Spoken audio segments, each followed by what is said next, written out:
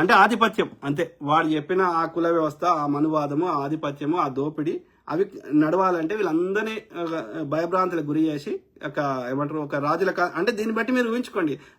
ఈ ముస్లిం రాజులు రాకముందు ఈ బ్రిటిష్ వాడు వీళ్ళు రాకముందు వాళ్ళు దోసుకున్నారు. కొంతమంది ముస్లింలు దోసుకోలేక కానీ ముస్లింలు ఇదే వాళ్ళు ఇల్లు అనుకున్నారు ముస్లిం రాజులు, కానీ ఈ బ్రిటిష్ వాడు వాళ్ళు దోసుకున్నారు. కానీ బట్ స్టిల్ ఓకే వీడు దోసుకోకముందు కూడా నువ్వు సోకాల్డ్ హిందూ రాజులు అన్నప్పుడు కూడా ఓకే ఇప్పటికంటే ఇంకో 100 రెట్లు వరస్ట్ ఉండే. 99% మంది హిందువులు ఇబ్బంది పడ్డారు. బ్రాహ్మణ బనియాలు లేకపోతే వాడు చెప్పిన 13 వర్ణాలు తప్ప ఓకే బ్రాహ్మణ క్షత్రియ వైశ్య ఈ 3 బనియా ఈ 3 తప్ప ఈ 99 వీళ్ళు ఒక 1-2% ఉండేటోళ్ళు. వీళ్ళు తప్ప 99% మంది నువ్వు చెప్తున్న హిందూ రాజులు ముస్లిం రాజులు రాకముందు కానీ అంతకుముందు కానీ హిందూ రాజుల కాలంలో మెజారిటీ ప్రజలు ఇబ్బందులకు గురి. అంటే నువ్వేమే ఇప్పుడున్న దానికంటే ఒక 100 రెట్లు వరస్ట్ ఉండే. ఇప్పుడు చెప్తున్న మనువాద శాస్త్రాన్ని తూచా తప్పకుండా ఇంప్లిమెంట్ చేశారు. ముసలోనికి చిన్న పాపనిచ్చి పెళ్లి చేసేటోళ్ళు. 11 పెద్ద మనిషి కాకముందే చేసేటోళ్ళు. పెద్ద మనిషి అయినాక సంసారం చేసేటోళ్ళు. అంటే ఎప్పుడే పెద్ద మనుషులు 13 ఏళ్ళకి అయ్యేటోళ్ళు. తొట్టెల పెళ్లి చేసేటోళ్ళు. 6 ఏళ్ళకి పెళ్లి చేసేటోళ్ళు. బాల్యవివాహాలు ముసలోనికి. ఓకే ఈడే ముసలోడు కదా వాడు. అప్పుడు ఇంకా ఇప్పుడున్న జీవన ప్రమాణాలు లేవు కదా, తొందరగా చచ్చిపోయేటోళ్ళు. వాడు చచ్చిపోతే ఈ పిల్లకి గుండు కొట్టించి తెల్ల చీర కట్టి rest of the life sex life లేకుండా ఆ పిల్ల అట్లనే ఉండాలి. ఇది వీడు చెప్పిన ధర్మశాస్త్రం. దీన్ని మనకు ప్రశ్నించకూడదు. ప్రశ్నిస్తే నేను హిందూ ద్రోహిని, నేను సనాతన ద్రోహిని. ఇది నేను ఒప్పుకోవాలి. Very unfortunate. మళ్ళీ ఇవి దగ్గరను చూసిన వాళ్ళు మళ్ళీ కొట్లాడిన వాళ్ళు అందులో బ్రాహ్మణులే. కందుకూరి వీరేశలింగం పంతులు ఎవరు బ్రాహ్మణ్. ఈ 3 ఆచారాలకు వ్యతిరేకంగా కొట్లాడింది. ఈ బ్రాహ్మణుల ఈ సనాతన చెత్త నా కొడుకులు పెట్టిన దానికి వ్యతిరేకంగా కొట్లాడింది.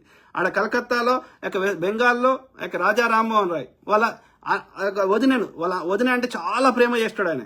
ఓకే ఎవరు రాజా రామ్మోహన్ రాయ్ గారు, ఆయన బ్రాహ్మణే. ఓకే సో వాళ్ళ అన్న చచ్చిపోతే వయసులో ఉన్నటువంటి అత్యంత ప్రేమ చేసినటువంటి ఆయన హార్ట్కి అత్యంత క్లోజ్ ఉన్నటువంటి వదినను తీసుకుపోయి సజీవ దహనం చేసిరే ముండా కొడుకులు ఈ సనాతన చెత్తలు.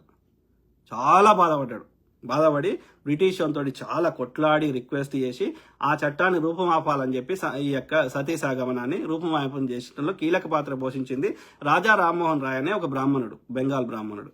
ఓకే అది చూసి అది ఇన్స్పైర్ తీసుకొని ఈ మద్రాస్ అప్పుడు బెంగాల్ ప్రెసిడెన్సీలో అది చేస్తే దాన్ని ఇన్స్పిరేషన్ తీసుకొని ఈ మద్రాస్ ప్రెసిడెన్సీలో ఈ కందుకూరి వీరేశలింగం పంతులు ఇట్లాంటి వాళ్ళు కొట్లాడారు. ఈయన కూడా ఇంకో బ్రాహ్మణ్. అంటే నేను చెప్పేది ఏంటంటే ఈ చెత్త పెట్టిన దానిలో శూద్రులే కాదు బ్రాహ్మణులు కూడా బాధపడ్డారు చాలా మంది ఉన్నారు. మీరు ఒక బ్రాహ్మణ స్త్రీని కదిలిచ్చి అడగండి. దే హేట్ దిస్ సనాతన చెత్తని అత్యంత ఘోరంగా విమర్శించేది అసహించుకునేది బ్రాహ్మణ స్త్రీలే. మీరు బ్రాహ్మణ స్త్రీలను అడగండి దయచేసి. ఇదే మనకి ఇన్ని నీతులు చెప్తాడు కదా ఈ గరికపాటి భార్యని అడగండి. గరికపాటి గురించి ఈ సనాతన చెత్త గురించి సింపుల్. ఓకే సో పీకే భయపడకుండా ఎవడేం చేస్తాడు బ్రదర్. ఇప్పుడు ఆయన చంపారు, ఆయన పేరేంది, ఆయన చంపారు, ఆగిపోయిందా ఇక ఎవడు ప్రశ్నిస్తలేడా. చెన్నై ఆయన పేరే గుర్తు కదా నాకు. సత్య ప్రకాష్ ఏమంటున్నావు బ్రదర్. బత్తాయి గల రసం పిండానికి వచ్చిన అవతార పురుషుడని భయ్యా నువ్వు జై భీమ్ బ్రదర్, జై భీమ్. Thank you. కాటం మనిషి భాషది ఏముంది బ్రదర్, భావం ముఖ్యము. ఇప్పుడు భాష నేను ఎట్లా మాట్లాడినా కానీ అందులో ఉండే ఇంటెన్షన్ భావాన్ని అర్థం చేసుకోవాలి. అర్థమైందా? నేను ఎన్ని నీతులు చెప్పినా 5 ఏళ్ళు నోట్లకైతే పోవాలి కదా బతకాలంటే, రైట్? సో కాబట్టి నా భాష కంటే కూడా అందులో వీడు ఏమంటున్నాడు, నీకెందుకు ఒక నీతి నాకెందుకు ఒక నీతి. ఓకే ప్రశ్నించడం ఎట్లా నేరం అవుతుంది, వాడు ఎట్లా ప్రశ్నించినా. ఓకే ప్రజలు కట్టిన ట్యాక్స్ డబ్బులకు లెక్క చెప్పు. ఓకే హిందువుల కోసమే చెప్పు, మిగతా క్రిస్టియన్లకి ఇస్లాంల గురించి అడుగుతలే.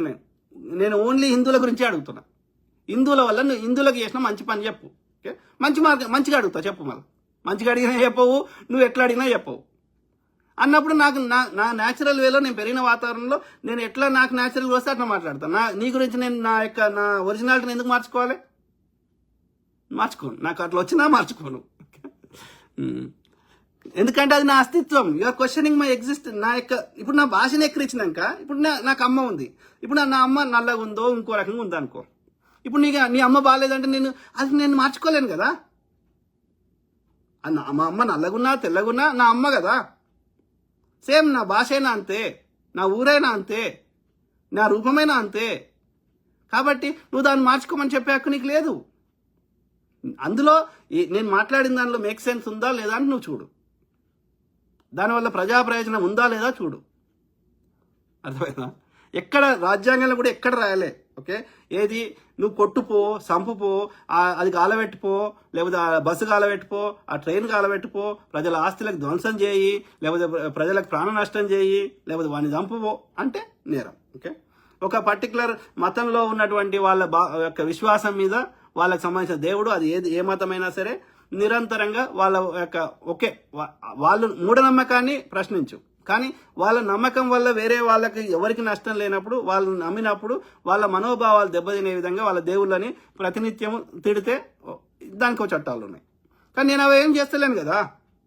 వ్యక్తిగతంగా వాళ్ళు చెప్పిన భాషని ఇప్పుడు వాడు నాకు ఇస్తున్నాడు. ఓకే, వానికి నొప్పి తెలుస్తలేదు, ఎందుకంటే వాడికి ఇచ్చుకుంటలేడు, నాకు ఇస్తున్నాడు, నాకు నొప్పి అవుతుంది. ఈ నొప్పి అవుతుందని వానికి తెలవాలంటే ఏం చేయాలి? వాడిని కూడా నేను గిచ్చాలి.